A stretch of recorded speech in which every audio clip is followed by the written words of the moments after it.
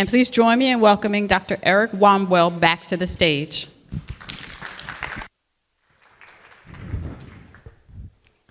Okay. We're going to cover community-acquired pneumonia during this next hour-and-a-half time frame. Our learning objectives for this one include describe the etiologic trends of pneumonia in the community, essentially what's causing pneumonia in the community, discriminate clinical scenarios requiring initiation of single versus combination antibiotic therapy for pneumonia in the community, and then identify relevant antimicrobial related factors such as mechanism of action, duration of action, side effects, and spectrum of activity that influence empiric therapy. All right. Just before COVID, we got new community-acquired pneumonia guidelines. These were released in September of 2019. They may not have slipped by you, but they may have slipped by you. And so we're just going to walk through them and pick out some different aspects about it, about these treatment guidelines, particularly for outpatient management that we want to be aware of. And before we do that, I want to look at this study called the EPIC study. This is Etiology of Pneumonia in the Community. A study released in 2015, so relatively recently. In this study, they were looking at patients admitted to the hospital with community-acquired pneumonia and doing an assessment of what was the pathogen present in these patients with pneumonia. They excluded patients who were hospitalized in the past 30 days that were immunocompetent, past 90 days if they are immunocompromised, patients with cancer and neutropenia, and patients with AIDS. So these are essentially immunocompetent patients without recent hospitalization. To really help us focus in on what's causing pneumonia in the community versus, say, a healthcare-associated or hospital-acquired pathogen.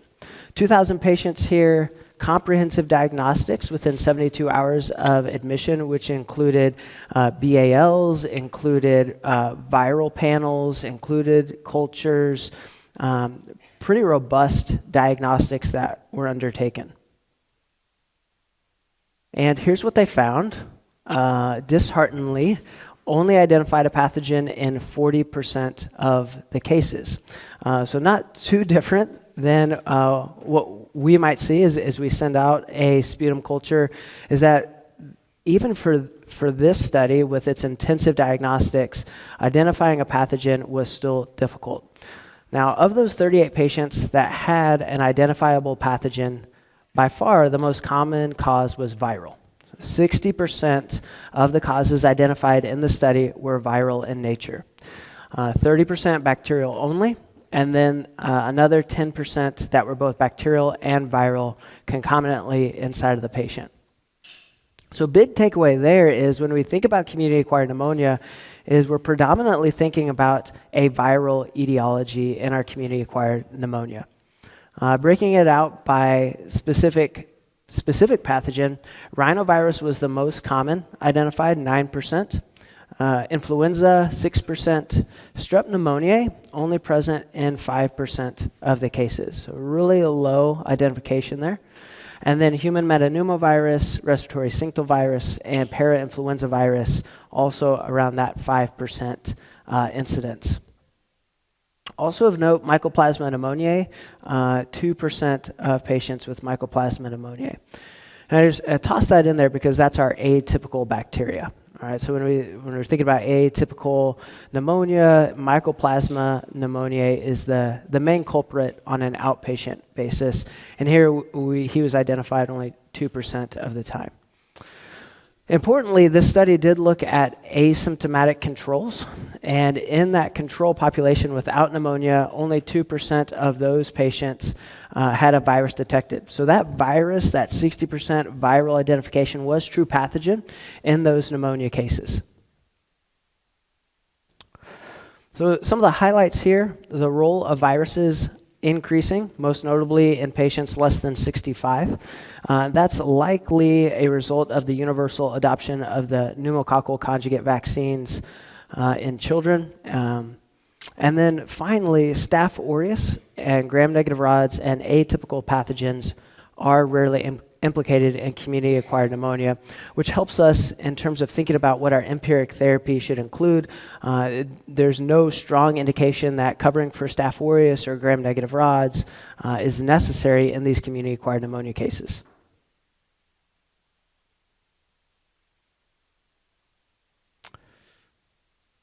Yes. All right. So the pneumococcal vaccine adopted in children causing lower rates of strep pneumoniae, one of the things that I thought would be important to point out here is this is not the right slide. Okay, hold on. Let me just double check this. Oh, man. Wrong slide deck.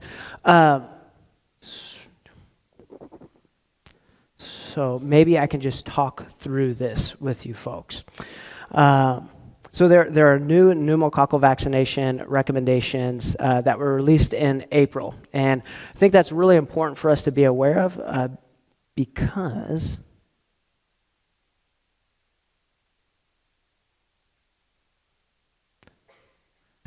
there we go. Yeah. Okay. The reason we want to be aware of these new pneumococcal vaccination recommendations is they're essentially removing the use of the polysaccharide vaccine. So the new recommendations are to utilize the conjugated vaccine 15, which is a new vaccine, a new pneumococcal vaccination. And there's also a new conjugated 20 serotype vaccine. All right, so the new recommendations include either the pneumococcal vaccine 15 plus the polysaccharide 23, or just using conjugate vaccine 20. And so this is going to look really different for our patients that normally have indications, whether that's older than 65 or they're 18 to 64 with cochlear implants or asplenia or immunocompromising conditions. In that group, we've traditionally done PCV13 plus PPSV23. Yes? Head nod? You're going to stick with? I'm going to need your head nods on this one to help me make sure I'm making sense, if that's okay with you guys. Anyone watch Office? The Office? Yeah. So there's this one episode where Dwight's the kind of socially awkward guy on that. They sit Dwight down one time and they say, Dwight, you know, when someone's talking to you, it's best if you make eye contact with them and kind of like nod your head along so that people know that you're following them.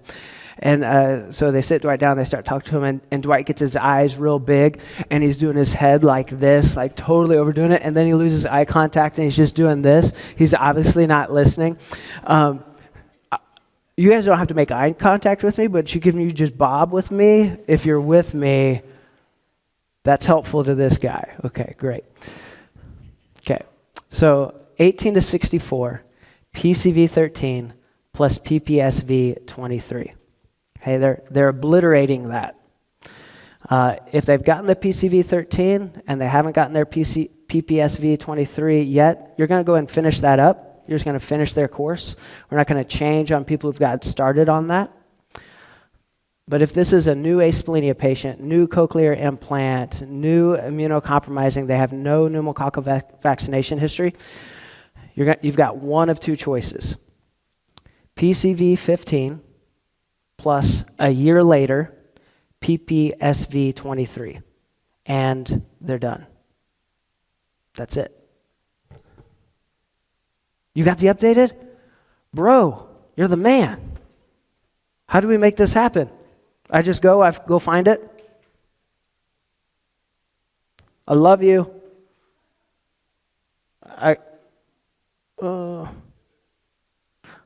No. This is a totally different slide deck. It's a different slide deck, that's right. But it's C. diff. It's okay. We'll make it happen. Appreciate it, though. I'll just see. Yeah. So PCV15 plus PPSV23, period, the end.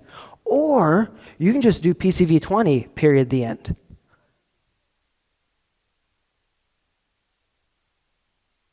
Okay, so the question is, what about doing 15 plus 20? You don't. Oh, so what's the advantage of doing PCV15 plus PPSV23? Why is there that option? Because there hasn't been a head-to-head to say that one's better than the other? You think so? Hey, look, there's me.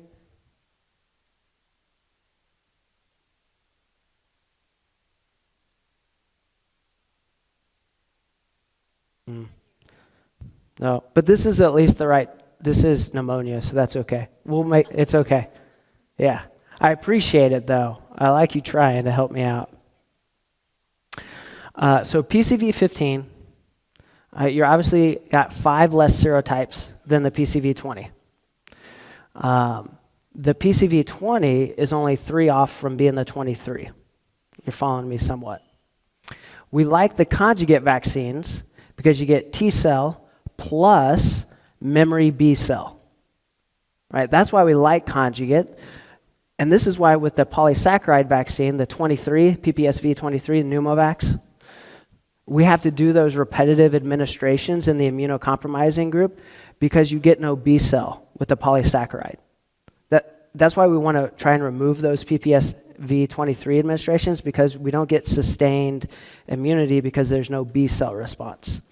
With the conjugated vaccine, we get sustained immune response because you've got B cell formation. With just the polysaccharide, you're just doing T cell, which is going to attack pneumococcal if it comes in, but you don't have the memory cells, you don't have the antibodies there to react. And so the advantage of these PCV15 and the PCV20 is that we're going to have more sustained. You just get one pneumococcal vaccine and then they're done, because that's always the problem, right? Like, what pneumococcal vaccine have you had and when did you get it? I have no idea. Hopefully, we can just start doing these PCV20s and be done.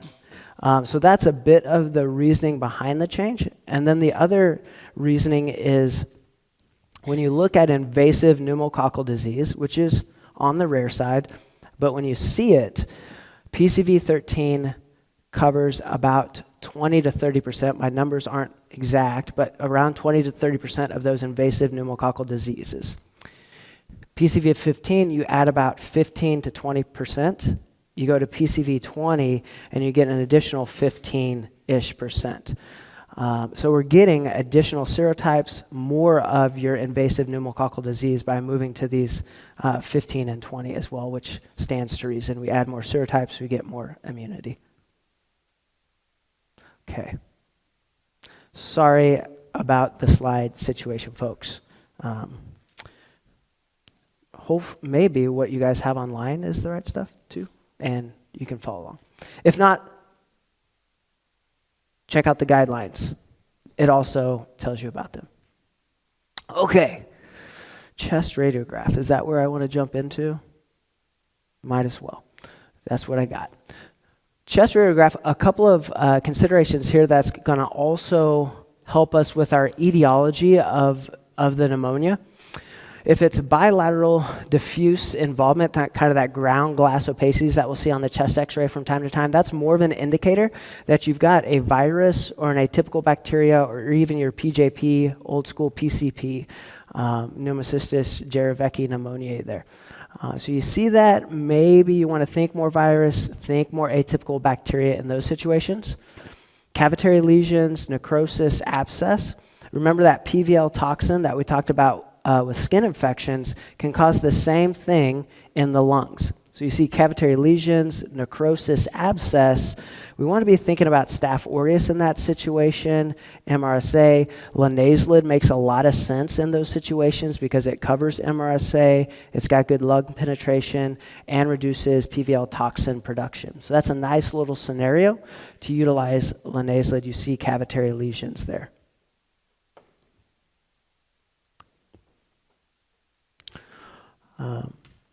For atypical bacteria, we might be thinking about them with the ground glass opacities. Our atypical bacteria, they are atypical because they do not have a cell wall. You think about gram-negative and gram-positive bacteria, they have cell walls. You got your gram-positive, really thick cell wall here, 50 strands of peptidoglycan, gram-negative, thin cell wall there, but it's still got a cell wall. And then our atypical bacteria, no cell wall, just a cell membrane. What that means is that our atypical bacteria never show up on a gram stain. Right, so you get your sputum specimen that gets gram stained. You're never going to see atypical bacteria because no cell wall, and that stain tells us about cell wall. So that's why we never see that on our culturing process. The way that we identify our atypical bacteria is by doing an antigenic test or a PCR test. You can get that on your respiratory viral panels, where we just look for a protein for that atypical bacteria and get that yes or no answer. Now, because it doesn't have a cell wall, that means we cannot use cell wall active agents against it. So beta-lactams, penicillins, cephalosporins, no activity against Mycoplasma pneumoniae or Legionella pneumoniae or Chlamydophila pneumoniae. We utilize agents that work inside of the bacteria for those atypical bacteria, which is your macrolides, clindamycin, doxycycline, fluoroquinolones, and trimethoprim sulfomethoxazole. All right, so that's historically then been why we've used more azithromycin, doxycycline, fluoroquinolones in our community-acquired pneumonia, is to capture that atypical bacteria, to capture Mycoplasma pneumoniae, get the strep pneumo coverage plus the atypicals with those intracellularly active agents. All right. So we've got these new guidelines, and these new guidelines tell us to do something a little bit different. So that's why I kind of give that historical background there, why we've used more azithromycin and Levaquin here. On the new guidelines, the recommendation is if the patient has no comorbidities or risk factors for MRSA or Pseudomonas, then what's recommended is amoxicillin or doxycycline or a macrolide if the local resistance is less than 25% for that macrolide specifically. Now, risk factors for MRSA, what does that include? It's having a sputum culture positive for MRSA or Pseudomonas within the past year, or having been hospitalized and received IV antibiotics in the past 90 days. So no comorbidities, no recent hospitalization with IV antibiotics, and no MRSA or Pseudomonas out of the respiratory tract, then amoxicillin or doxycycline or macrolide is what we want to utilize in those patients. Now the key here for the macrolide though is if the pneumococcal resistance is less than 25%. As of 2019, here's our strep pneumoniae resistance. What we can use as the surrogate for azithromycin or our macrolide is the erythromycin here. And what we see with erythromycin is that the resistance rate is right around 30%. It's over that 25% mark. And this is for the United States. This includes areas in California, Colorado, Georgia, Connecticut, Maryland, Minnesota, New Mexico, Oregon, and Tennessee. So it's a nice swath of the United States. So we would say generally, azithromycin is not an appropriate agent to utilize because of the high strep pneumoniae resistance that we're seeing across the country. Now we can also then look at, well, what about amoxicillin? So we've got our penicillin susceptibility here. And penicillin susceptibility, 96%, only 2% resistance to penicillin with our strep pneumoniae. And then doxycycline here with our tetracyclines, about 12.5% resistance rate with it.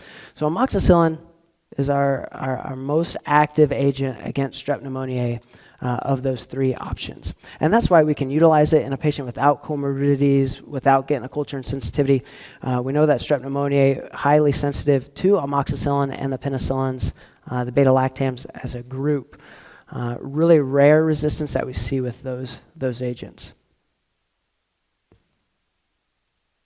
The other thing that we've started to see with macrolides is increasing Mycoplasma pneumoniae resistance as well. So resistance with it, around 10%. It's not near that 30% mark, but there is some resistance there just to be aware of. Can't say that it's necessarily been increasing. The numbers that we have on the mycoplasma resistance is really dependent on the number of cases that were included in the study. You can see 12, 11, 3, 28, 14, and 108. So that 108 number there in 2013 is probably the most representative, which is right around that 10% mark.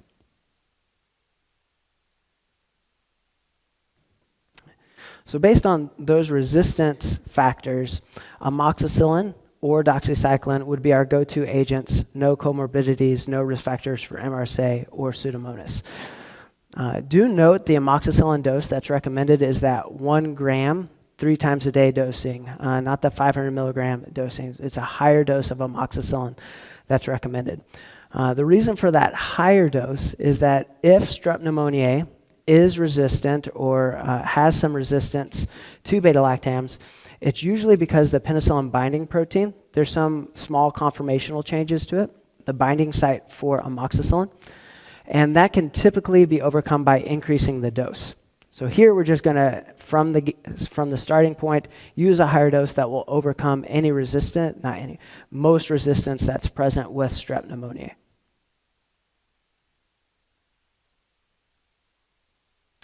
And that might be a little surprising, amoxicillin for community-acquired pneumonia for some folks. Here's a meta-analysis looking at different classes of antibiotics, and the clinical success for community-acquired pneumonia includes 13 randomized controlled trials, 4,000 patients, and you can see there that clinical success similar between all of the antibiotic groups with the penicillins in the 90s in terms of clinical success. 93.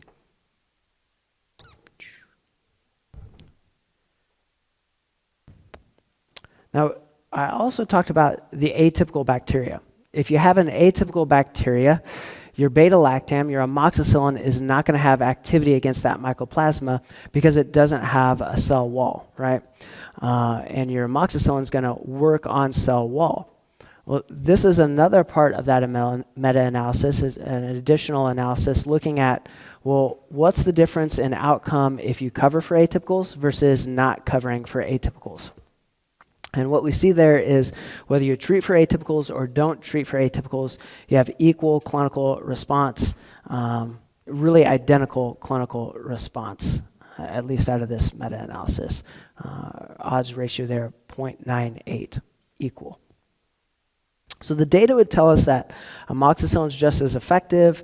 There's no advantage in covering for atypical bacteria. And the reason for that is likely because Mycoplasma pneumoniae, we only identified it in 2% of those community-acquired pneumonia cases. It's likely a lower incidence pathogen, which you can see here. And most of our pneumonia is viral. So it really doesn't matter what antibiotic is on there. That virus is going to run its course. In addition to that, this is definitely old slide set.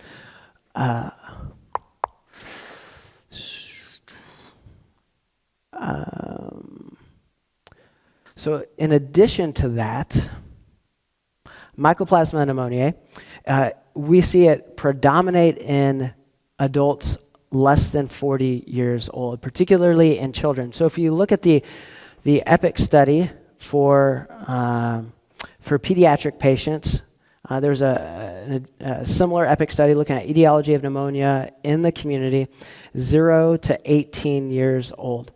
Really fascinating outcome in this study where less than 5 years old, predominance for viral etiology, again there, Mycoplasma pneumoniae, about 2% of the cases. And then as you went up in age, Mycoplasma pneumoniae incrementally increased as well. If you looked at children older than 5 to 18, the incidence for Mycoplasma pneumoniae was 19%. If you looked at the children from 11 to 18, the incidence of Mycoplasma pneumoniae was 23%. And so particularly in that school-aged age, Mycoplasma pneumoniae, 1 in 5 children, pneumonia is Mycoplasma pneumoniae. And that really leads us to what the guidelines recommend in our pediatric patient population, is that if the child is less than 5 years old, we're going to presume that that's a viral pneumonia, and they're not going to get treated with an antibiotic. If it's severe in nature, acute onset, really severe presentation, then amoxicillin would be our agent there, because if it's going to be bacterial, it's going to be strep pneumoniae in less than 5. And then for our children 5 to 18, the recommendation there would be to use azithromycin because of the higher prevalence of Mycoplasma pneumoniae in that 5 to 18-year-old population. Yes?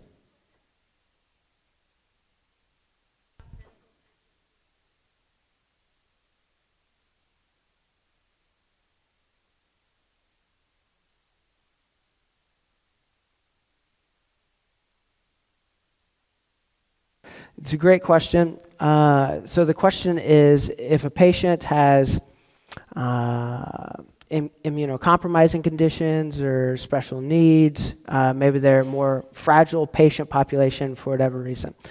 I think that you're not going to find specific recommendations on that. I think that's kind of in the clinician's department as to determine whether or not what's best for this patient. Is this patient going to be at higher risk for progression, and can certainly take that into consideration in terms of treatment.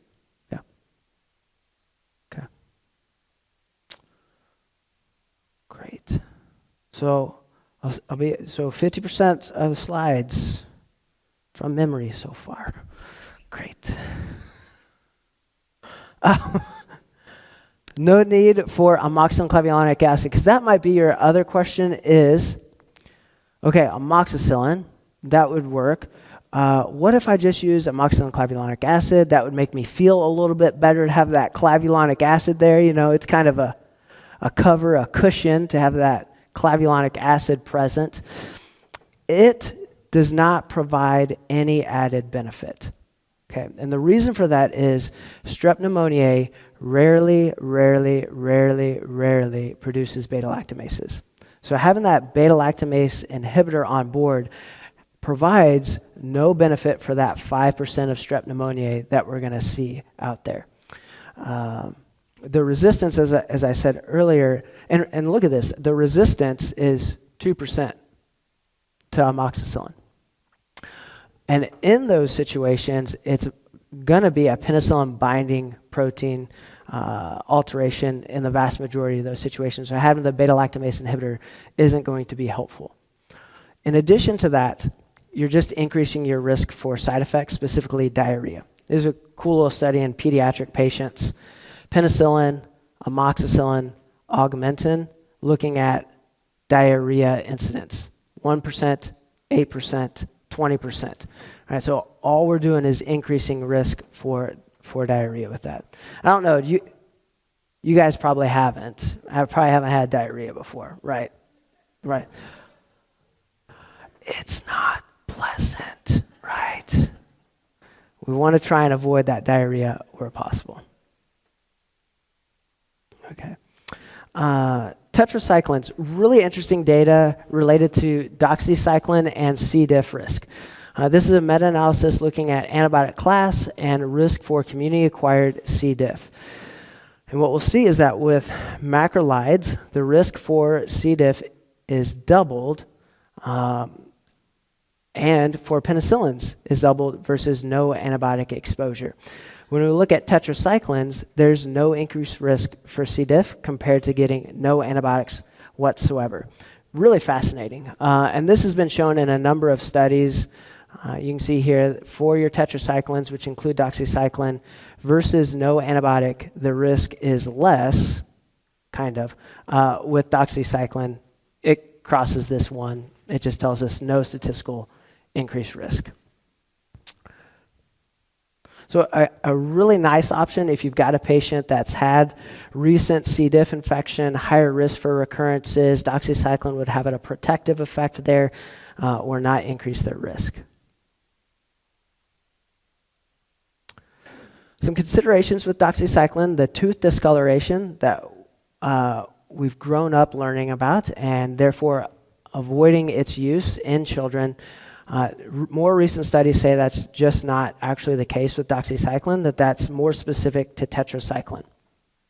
There's a recent study in 2015, looked at about 300 patients on doxycycline, pediatric patients on doxycycline, and they showed no difference in tooth formation, tooth color, enamel color, and because of that, the American Academy of Pediatrics permits doxycycline use for less than 21 days in all children of any age. Want to avoid its use during pregnancy for teratogenic effects, so not for the tooth discoloration reason, but for teratogenic effects. GI upset, really common with doxycycline. You notice that there's the two salt forms of doxycycline. There's the hyclate and the monohydrate. The hyclate is the older version. It's more acidic, more GI upset associated with it. The monohydrate version is the newer formulation. It's less acidic. You see less GI upset with it. It's newer and therefore more pricey. That's the GI upset and cost is the difference there. We can also see erosive esophagitis with doxycycline. Because of that, always want to counsel the patient to avoid taking doxycycline at bedtime, avoid laying down for about an hour after they've taken the doxycycline. It can cause some ulceration of the esophagus, and standing up allows for more of that mechanical draw of the doxycycline down into the stomach and the avoidance of that ulceration. Also, drinking a nice large glass of water with the doxycycline can help move that down into the stomach quicker as well. Peak concentration can be altered by up to 20% when taken with a high-fat meal or with milk. We want to avoid that. Phototoxicity, about 3% of patients will experience phototoxicity with doxycycline. So given like the current sun that we're experiencing across America, we would want to counsel on sunscreens and hats to avoid that. All right, so we've got a 23-year-old pregnant female with no chronic conditions, develops a persistent cough, fever, and chills. A presumptive diagnosis is made of community-acquired pneumonia. What would you recommend?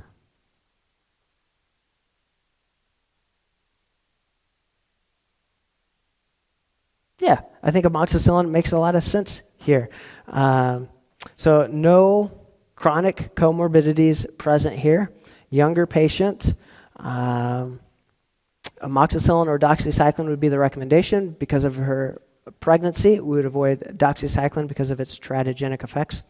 And that would be the way we'd want to go. What if the patient reports a history of a rash with amoxicillin? What? Yeah, more questions. Great. You guys were paying attention last time, huh? All right. Yeah, give yourself a round of applause on that.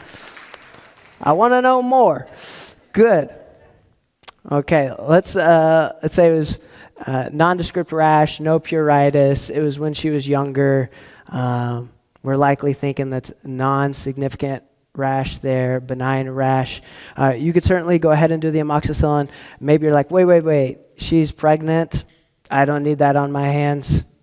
Cefuroxime would be another option here. So you just go cephalosporin on this patient, second or third generation cephalosporin. Okay.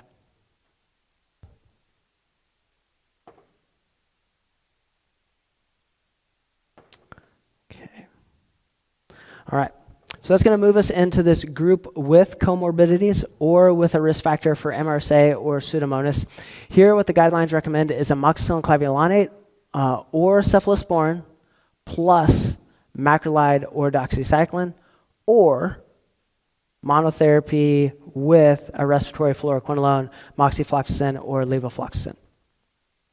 Sidebar, ciprofloxacin, not a respiratory fluoroquinolone because of strep pneumoniae resistance. Okay, it's a non-pneumococcal fluoroquinolone. Very high resistance to ciprofloxacin. It gets into the lungs just fine. It's not a problem about penetration. It's a resistance problem. So it's levofloxacin or moxifloxacin. Okay. let's move on here. So why this double coverage or fluoroquinolone recommendation for comorbidities? Comorbidities include chronic heart disease, which does not include hypertension, hyperlipidemia. We're talking heart failure for these folks, history of MI, coronary artery disease, not just hypertension or hyperlipidemia, lung disease, liver disease, renal disease, diabetes, alcoholism, malignancy, or asplenia. What the guidelines say is patients with comorbidities should receive broader spectrum treatment for 2 reasons. 1, such patients are likely more vulnerable to poor outcomes if the initial empiric antibiotic regimen is inadequate. Okay, I can get behind that. 2nd, many such patients have risk factors for antibiotic resistance by virtue of previous contact with healthcare system and/or prior antibiotic exposure, and are therefore recommended to receive broader spectrum therapy to ensure adequate coverage. Okay. They go on to say, and this is where I start to say not okay, regimens recommended for patients with comorbidities include a beta-lactam or cephalosporin in combination with either a macrolide or doxycycline. These combinations should effectively target macrolide and doxycycline resistant strep pneumoniae, as beta-lactam resistance in strep pneumoniae remains less common. Wait. We're going to add azithromycin and doxy to the beta-lactam because macrolide and doxy resistance is higher and the beta-lactam resistance is low. Wait, come on. Oh, man. Good slide, again. Okay, so follow me on this, right? What was our resistance with penicillin? 2%. For strep pneumoniae. Why are we adding macrolide and doxycycline to something that has a resistance of 2%? And what we're worried about is the resistance to macrolide and doxycycline. Are you guys following me on that a little bit at least? It doesn't really jive, does it? We're concerned about macrolide resistance and doxycycline resistance. So we're going to add beta-lactam to those two, but we already know that the beta-lactam resistance is low, so shouldn't we just use amoxicillin? It doesn't really make sense. So what we're saying is beta-lactam will be active against drug-resistant strep pneumo, and that's what that DRSP means. And the azithromycin and doxycycline would cover our atypical bacteria and Mycoplasma pneumoniae. But we've already looked at data that says we don't really need to cover atypicals or Mycoplasma pneumoniae. And the reason for that is atypicals are more common in less than 40-year-olds, particularly pediatric patients. It's also self-limiting in nature. This is the walking pneumonia, right? These are the folks that have very mild pneumonia. And what the studies would say is that even if whether or not we treat it or not, it's self-limiting, it goes away. You might have a couple weeks of cough, and then it goes away. So we're introducing a higher pill burden, higher cost, no direct evidence of superiority, and increase the risk of further resistance. In addition to that, when we talk about C. diff here in a little bit, we'll look at if you go from 1 antibiotic to 2 antibiotics, you increase your risk of C. diff by 2.5-fold. You over double your risk for C. diff. And this is to catch 2% of resistance in 5% of pneumonias that have strep pneumonia. So I just want to point this out, and I would say there may not be strong evidence to actually support that combination therapy. The alternative option would be fluoroquinolones. Okay, now when we look at fluoroquinolones, side effects abound: C. diff, irreversible neuropathies, aneurysms, joint toxicities, neuropsychiatric events, suicide, long-term fluoroquinolone-associated disability, lots of black box warnings on the fluoroquinolones. We see these side effects increase in incidence in our older population, and our older population is typically the folks that have those comorbidities, which is just going to exacerbate some of these side effect potentials. Now look at some of these side effects compared to other antibiotics. This is a meta-analysis of 28 studies reporting adverse effects, fluoroquinolones compared to all other antibiotics. You can see that CNS side effects, 1.5 increased relative risk of 40%, GI-related adverse events, relative risk increase of 20%. Same thing with discontinuation due to drug-related adverse effects, about 20% relative risk. Then we look at C. diff over here on the right side. This is another study. This is looking at community-acquired C. diff. Cephalosporin matched odds here at around 20, fluoroquinolone 30, and beta-lactam plus beta-lactamase inhibitor at 10. So certainly our agent with the highest risk for C. diff out of those three.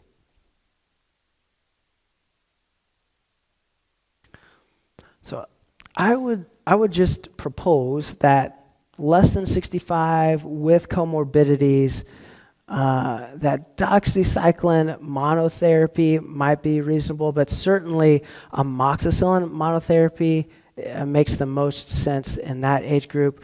Less than 65 was the group that had, okay. This is going back to the EPIC study. This is 18 to 50-year-olds. This is 65 to 80-year-olds. This is looking at the incidence per 10,000 persons of these different viruses and bacteria. For strep pneumonia, it was less than 0.5 cases per 10,000 persons in 18 to 50. When we go down to 65 to 80, that jumps up to 5 per 10,000. So you've got this 5-fold increase in strep pneumonia incidence that occurs with older than 65. And we're thinking higher incidence strep pneumonia older than 65. So if we're really worried about resistance for strep pneumonia older than 65, we also know that atypical pathogens are not going to be present in older than 65 or very infrequent. That might be the group, if you want to double cover just to make sure that they don't worsen in their severity, that would be the group to do that double coverage. That makes some sense if you're going to go down that pathway. In addition to that, in the more severe disease, that's where strep pneumonia is more likely to be present as well too. So if you have severe community-acquired pneumonia, 7% strep pneumonia versus 4% in the mild to moderate cases.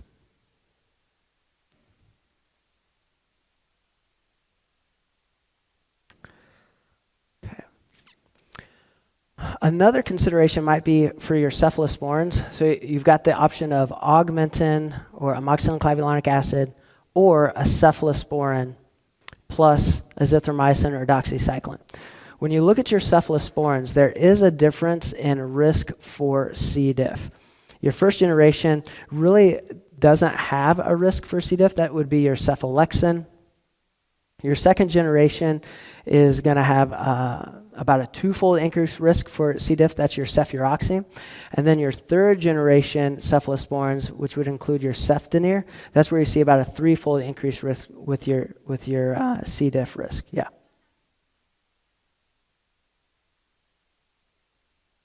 So the question is, what if I use a parenteral cephalosporin? Yeah, the risk is still there with your cephalosporins, yeah. And in a similar relationship, this includes IV and oral cephalosporins. Yeah, so first generation, really no increased risk. Second generation, doubling. Third generation, tripling of risk. So as you get deeper into your generations, your risk for C. diff also increases. So this is why you've heard me say cefuroxime a couple of times throughout the day today. It's your second generation, and therefore on the lower end of C. diff risk. It covers strep pneumonia, it covers H. flu, it covers Moraxella catarrhalis, all of those respiratory bacteria. It's twice a day, and it does not have a similar side chain to amoxicillin or penicillin. When we look at its activity compared to amoxicillin clavulanic acid, you can see that very similar activity versus amoxicillin clavulanic acid. And again, keeping in mind that amoxicillin clavulanic acid carries with it about a 20% incidence of diarrhea versus cefuroxime, really low incidence of diarrhea, somewhere around 3 to 4%.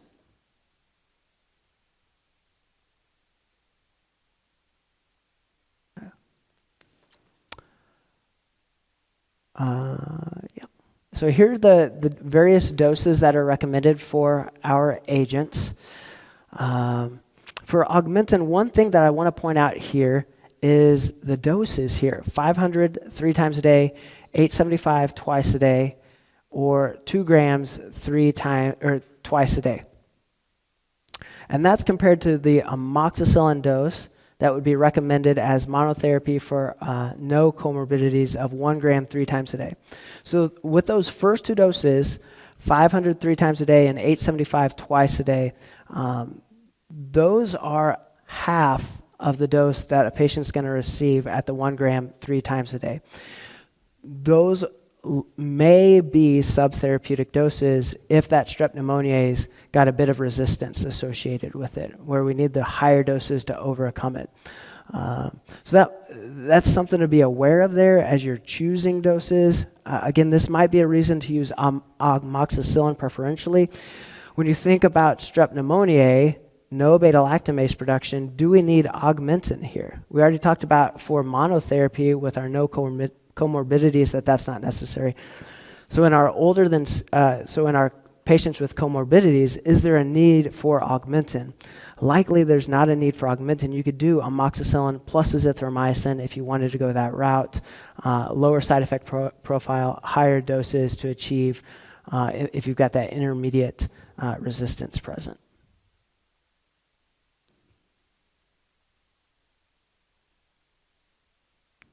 All right, got a case here. Patient presents with headache, fever, and cough for the previous 3 days. He's a 66-year-old man who presents to the primary care practitioner with a headache, fever, chest pain, productive cough for the past 3 days. Patient has had type 2 diabetes for 15 years. He was treated with a macrolide for sinusitis 8 weeks ago. So what are your thoughts here?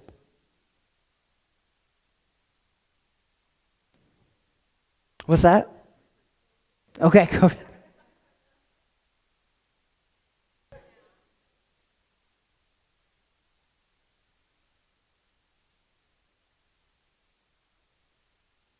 Okay, all right. So one point here, sinusitis, did he actually need the antibiotic, right?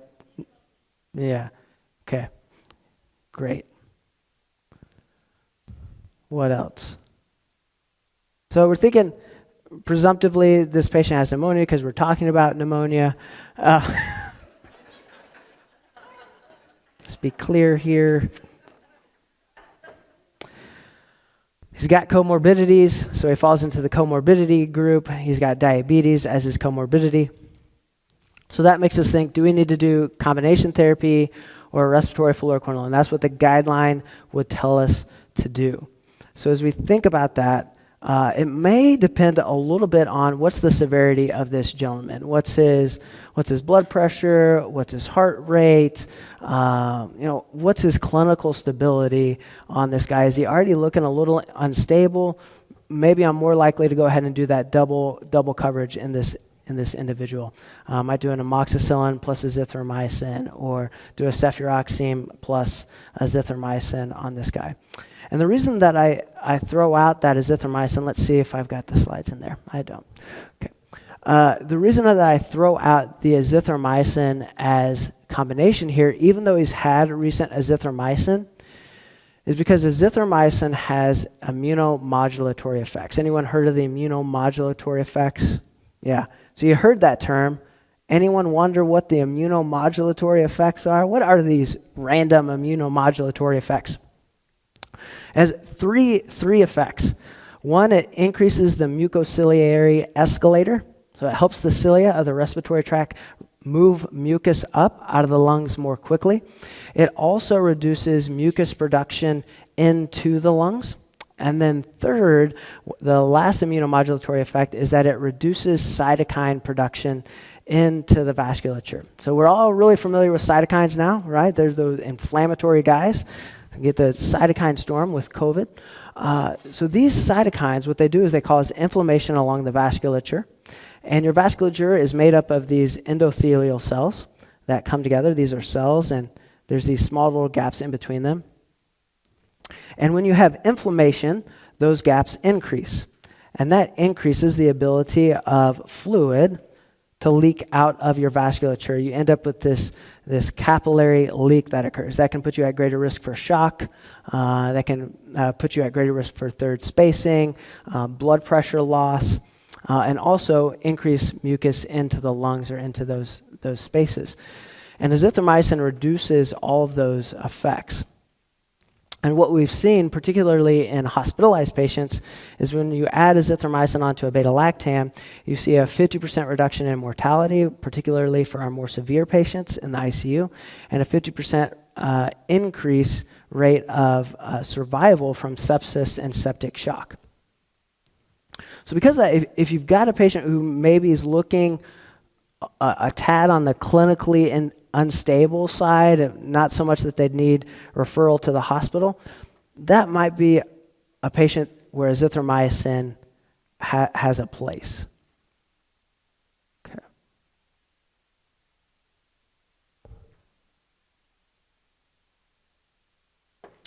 Okay, duration of therapy. Make a little jaunt over here to durations of therapy.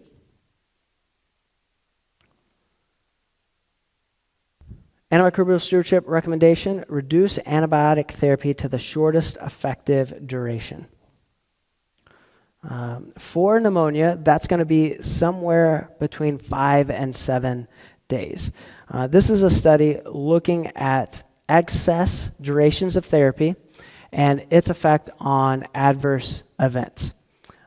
In this study, what they were able to identify is that excess treatment was not associated with improved rates of death, readmission, or emergency department visits following discharge. So if you give the patient a few more days of therapy, that does not improve mortality, does not improve readmission rates or emergency department visits in terms of decreasing those. However, each excess day of treatment was associated with a 5% increased odds of antibiotic-associated adverse events reported by the patient at discharge. And importantly, that was reported by the patient. They were not actively being surveyed, but it was up to the patient to report those at discharge. This is a study of folks admitted to the hospital. At day 5, they were randomized to stop antibiotics if they met clinical stability versus so that was one group, and then the other group was to continue at physician discretion, whatever the duration of therapy that they wanted. Clinical stability includes, clinical stability includes blood pressure that's stable, their white count has come back down to within normal limits, and their heart rate is within normal limits, and they're able to take oral therapy. So those would be our 4 considerations for clinical stability. So if they meet those at day 5, therapy was stopped in this study. 30-day rates of clinical success was significantly higher for short courses versus standard therapy, 93% versus 80%. And then readmission rate was also lower for short course regimen, 1.5% versus 6.5%.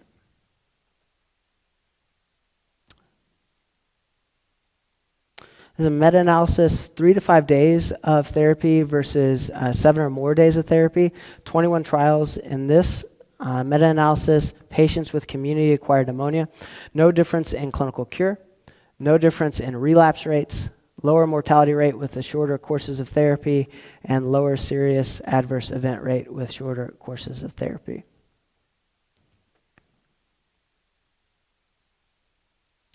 So overall, the recommendation from the new guidelines is at least 5 days as long as the patient is clinically stable. So that's the recommendation, 5 days. You can stop at 5 days if the patient meets clinical stability. All right.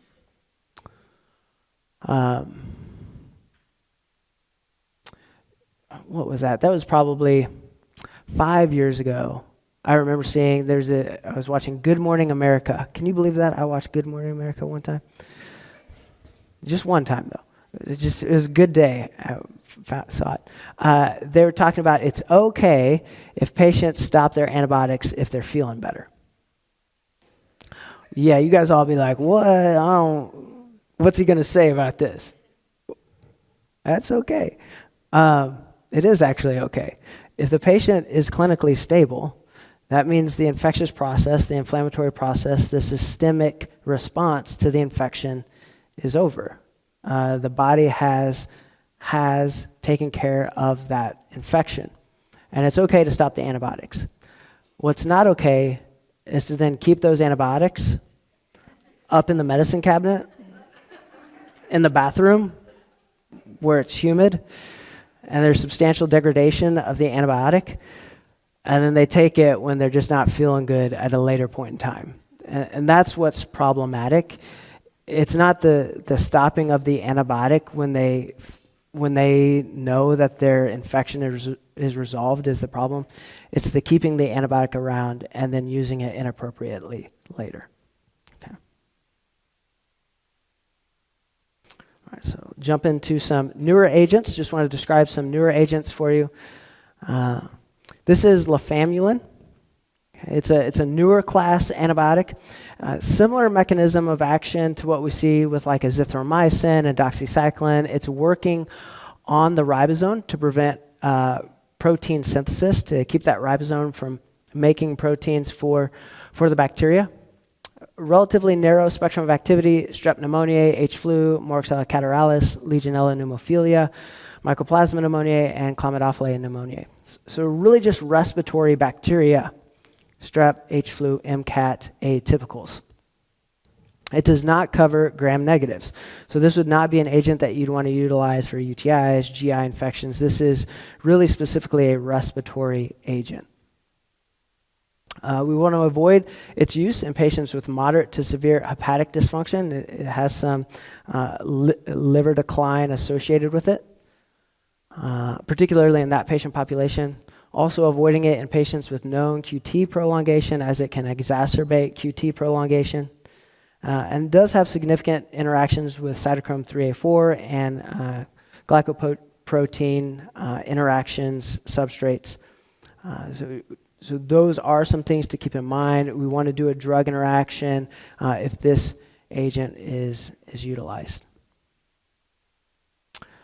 Nice dosing. It's a twice-a-day drug. You don't have to worry about renal adjustment. It is recommended to take it on an empty stomach. If it's taken with a meal, that does decrease bioavailability and decrease concentrations of the drug systemically, and not recommended to be taken during pregnancy because of some markers that we're seeing during animal studies.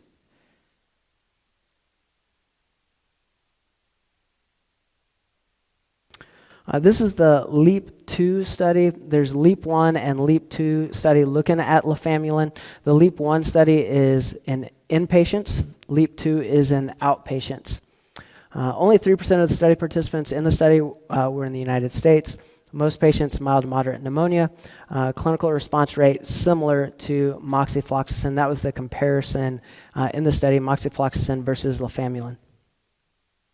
One thing to note here is gastrointestinal adverse effects, much higher in the lafamulin group compared to the moxifloxacin group. About 20% of patients experiencing diarrhea with lafamulin versus moxifloxacin at 2%.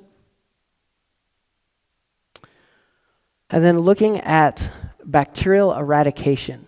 This is the different bacteria, particularly strep pneumoniae, that were identified in this study. Overall, you look at strep pneumoniae and its activity against strep pneumoniae, and it looks comparable to moxifloxacin, 89% eradication with the lafamulin versus 91% with moxifloxacin. Over here in the intent to treat, 85 versus 85. So it looks similar. But then you look at this penicillin susceptible strep pneumoniae, and it's got this weird thing that happens. It becomes only 76% active. That's on the edge of where we would say not to use azithromycin. And it's just in this penicillin susceptible group. You look at penicillin resistant, macrolide resistant, and multi-drug resistant strep pneumoniae, and it looks like it has activity in those more resistant forms of strep pneumoniae, but in the susceptible form, it doesn't appear to be as effective. What do you do with that? I don't know. I'm just pointing it out as what the heck's that about? It's just strange. So I just wanted to bring it to your attention. You're probably not going to use this drug anyway. It's really expensive. It's new.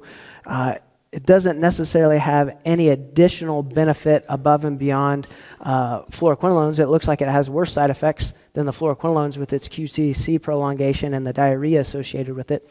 But that's an interesting component of it, and it's a newer agent out there on the market.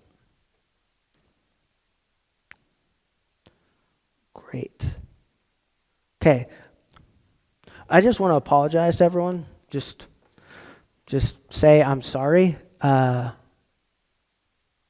really am sorry.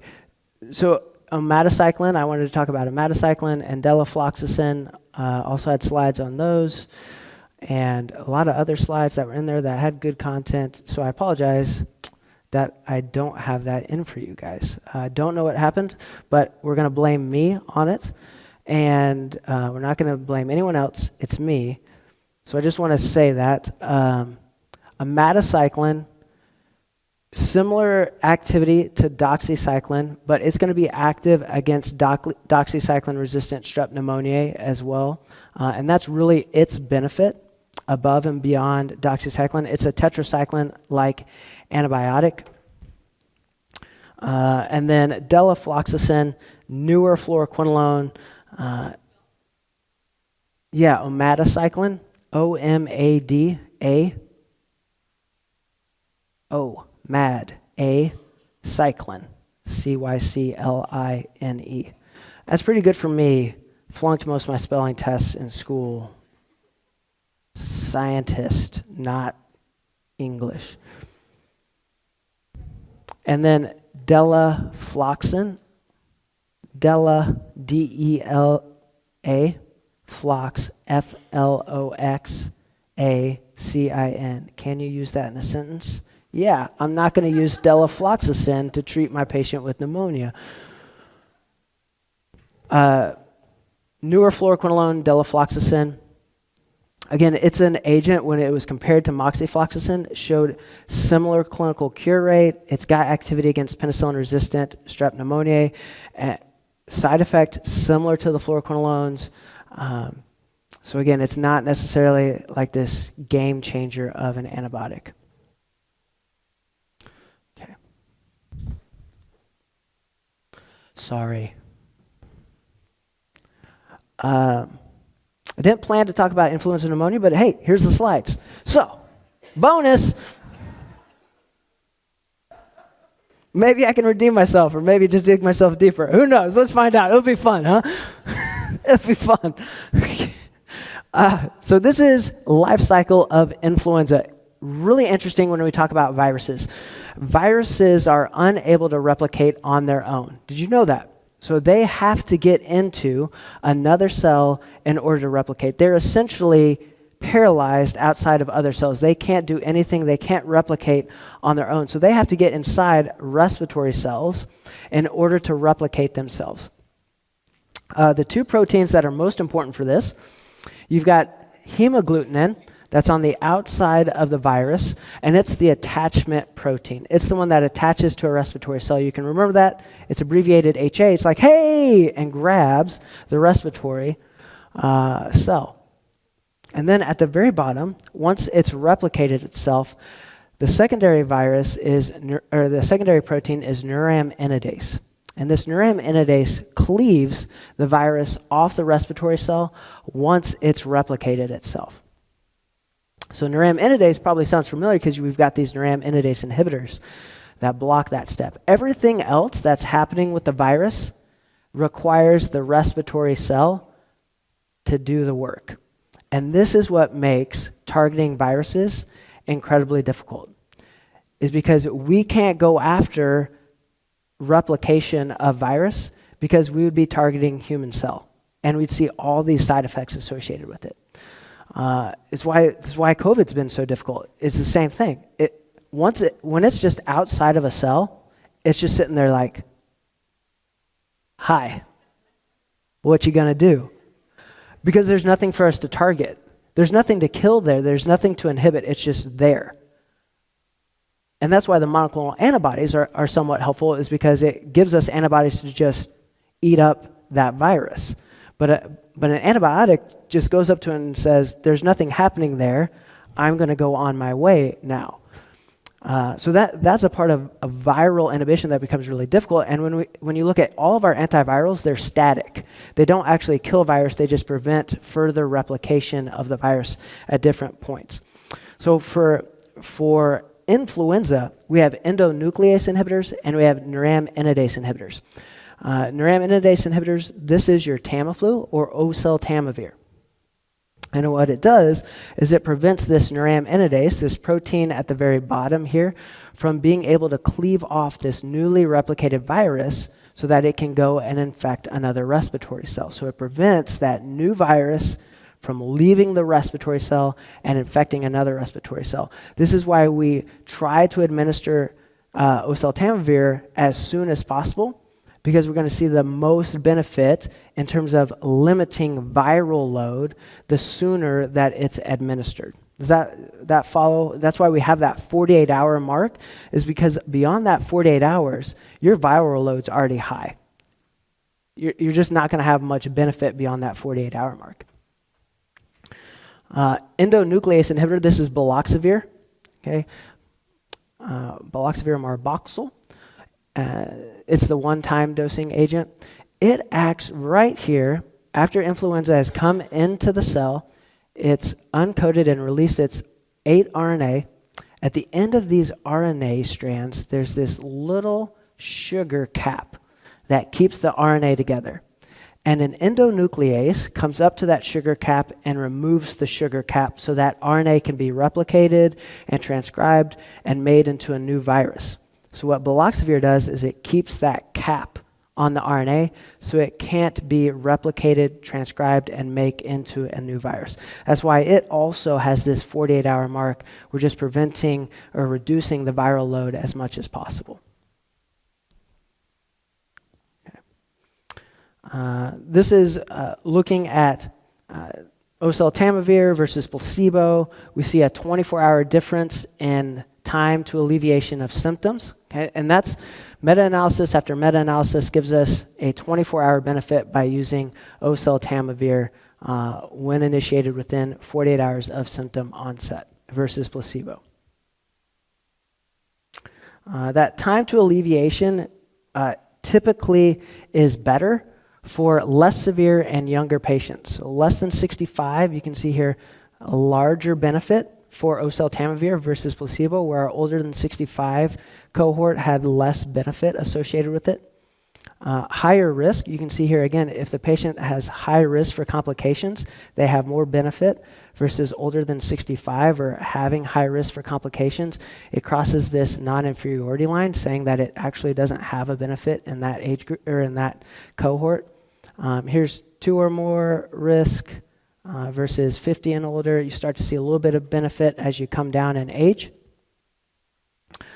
Time since influenza onset there, less than 24 hours versus 24 hours, 48 hours. Similar activity. Symptom score, similar.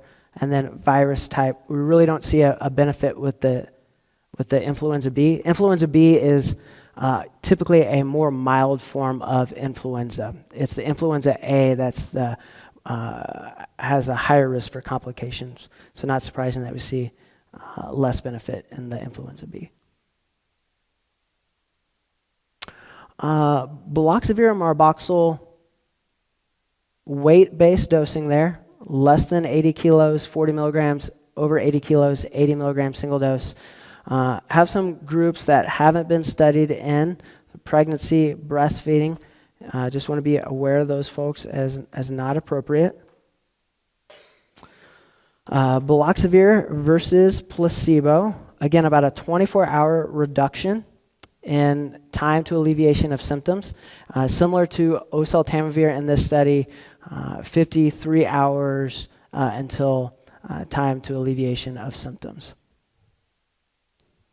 So when you look at the two, you're looking at similar activity, is the point there. Not necessary. this is necessary. Really interesting finding here, phase 3 trial, looking at baloxavir recipients, 10% of them had escaped mutations in their influenza. So the influenza mutated, and in those patients that had the mutation, 91% of those patients had symptom duration substantially longer after that mutation. So it did encode for a more severe disease or a longer lasting disease when that mutation occurred. And then this was even more profound in the pediatric population, where 20% of children that received baloxavir had escape mutations detected, and increase or reduce the susceptibility of influenza to baloxavir by 30 to 50 fold in that cohort. And then that resistance has been shown to be transmitted from human to human. So it's not just particular to that patient, but that resistance can be spread in the population. Also just point out with baloxavir, risk for anaphylaxis associated with it. In the first 12 months that the drug was out on the market, 382 adverse events, 368 had serious or fatal outcome, and 20% involved children under 18, 50 cases of anaphylactic shock, 7 fatal. Do you know it took 10 years before penicillin had 47 reported anaphylactic shock reactions? So I would say just be careful with the baloxavir.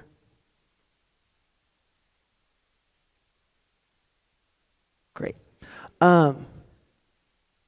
Yeah, so nothing new in terms of recommendations on when to use. Great. So we got a 60-year-old man in your clinic for complaints of low-grade fever, cough, fatigue that began suddenly yesterday. His wife, who was recently given a diagnosis of influenza, is completing a course of oseltamivir. His rapid influenza test returned positive. His medical history is significant for hypertension, type 2 diabetes, chronic obstructive pulmonary disease. What do you want to do?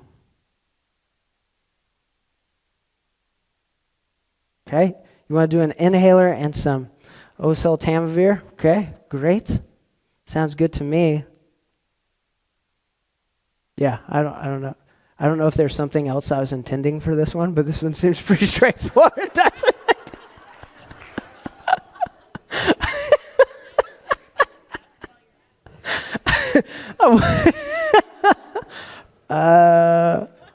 Treat him? I guess maybe my point is don't use baloxavir. I don't know. The other thing I would say here is you've got the dry powder formulation Relenza or zanamivir. You can see more bronchospasm with that, particularly when it's utilized in someone with underlying asthma or COPD. So I'll just toss that in there as a clinical caveat. Would not be a good patient to use that in. Okay, so I'm at questions. Lots of questions. Who is this guy? Mona, what were you thinking? Why'd you invite this guy? Who is he? Craziness. So we can take questions. And I didn't get to some of those last slides on the skin and soft tissue infection stuff. So maybe while we're taking some questions, my guys in back, if you could pull up those slides, I might jump over to those too with some of the time.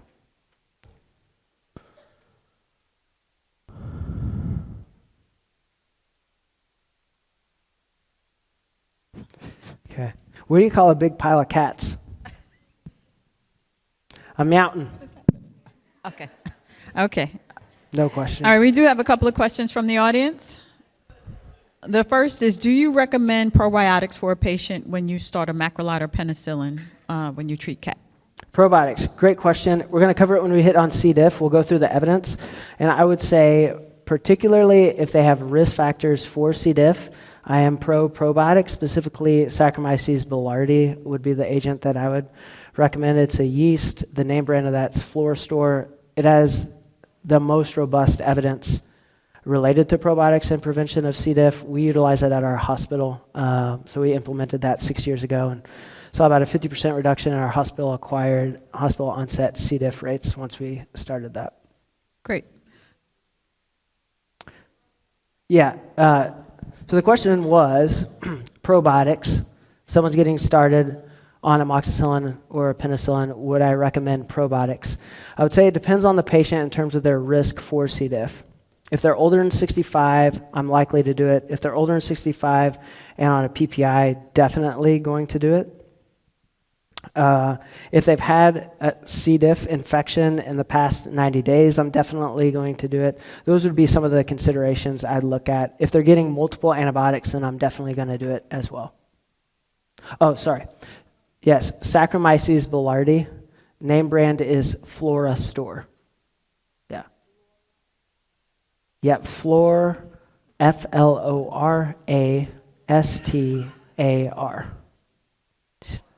OR. Yeah, spelling. Okay, the second question is what recommendations do you have when a provider is deciding on the duration of treatment? How should they factor in BMI and comorbidities into the duration of treatment? Great. In terms of duration, I would say you're going to be on the 5 to 7 days unless there's some immunocompromising underlying comorbidity. So are they diabetic? And uncontrolled diabetes specifically. Uncontrolled diabetes, A1C, not controlled. They're a neutropenic patient. Those are folks that I'm going to be I would recommend more on the 7 to 10 day side. Everyone else, 5 to 7 days is where I would fall. Okay, and there's one question, is the pneumonia vaccine recommended if PVAC 23 was already given? Is pneumonia vac 20 recommended if PVAC 23 has already been given?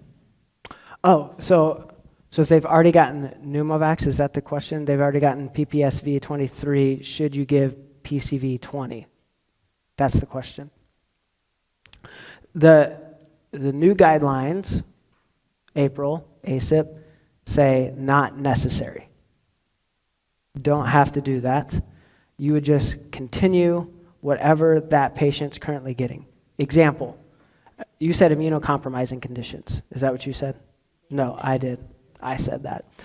Immunocompromising conditions, usually your regimen is PCV 13, 1 year later, PPSV 23. 5 years goes by, they're still not 65, you do another PPSV 23, you're just going to keep doing this, right? So you keep that regimen that was already recommended. You're not going to substitute in PCV 20. That's not a part of the recommendation. You just keep going with what the previous recommendation on that patient was. You've got new patient comes into the clinic though. New patient, no prior pneumococcal vaccine history, but they're indicated PCV 20, period. All done. Yeah. Forever. Even once they hit 65, they don't get re-immunized. So they're done. That's what's nice about it. That's a bit of the goal of the changes is to simplify. Right now, it's not more simple because you're going to have some people on the old regimen, some people starting new, but hopefully the new people, it's simplified because they only get that PCV 20 or only get PCV 15 plus PPSV 23 once, and you don't redo the PPSV 23 either. Okay, do we have any questions in the audience?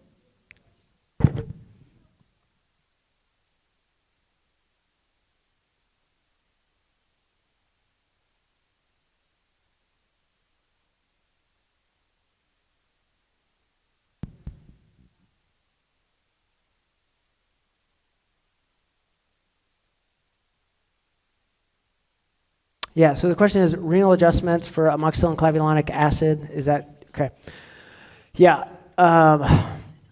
at creatinine clearance of 30, we would be decreasing the dose, but it's not until you're getting pretty far down on the creatinine clearance, and it's by creatinine clearance, not necessarily about CKD stage. So when you look at your antibiotics, I think all of them, there might be one that's a GFR one. All of the dose adjustments are pharmacokinetic based, and they're based on creatinine clearance when the studies were performed, not based on stage of CKD. So you always want to look at what's the creatinine clearance for this agent. Now, them having some underlying chronic kidney disease is going to be your indicator to look at the creatinine clearance, to look at the dose adjustment, but it's not going to be based on the staging of their CKD. Anyone else? Thank you so much, Eric.